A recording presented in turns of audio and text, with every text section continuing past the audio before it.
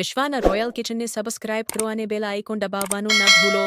Hello friends, આજે આપણે એકદમ ટેસ્ટી દાબેલી ભૂલાવી દે તેવા દાબેલી ફ્લેવરના પરાઠા બનાવીશું.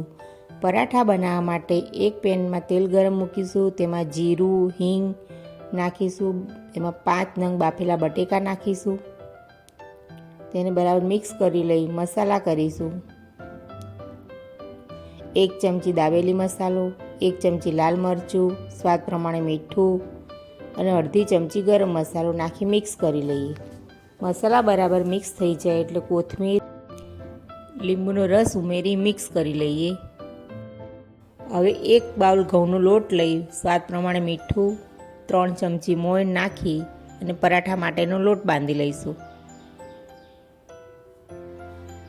લોટ આપણો બંધાઈ ગયો છે. થોડું તેલ નાખી કેળવી લઈએ. હવે તેમાંથી એક મોટો લુવો લઈ પરાઠા વણી લઈશું.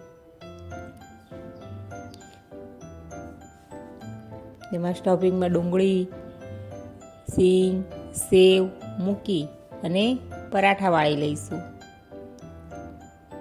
ફરી વણી અને તળી લઈશું.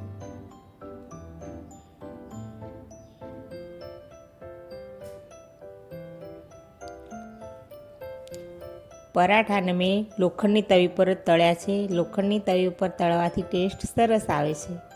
એવી જ રીતે બીજા પણ પરાઠા વાળી લઈએ.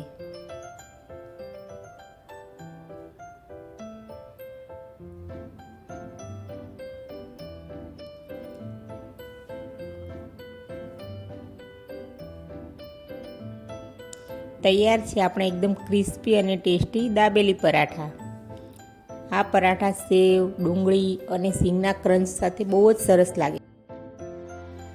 એકવાર જરૂરથી ટ્રાય કરજો.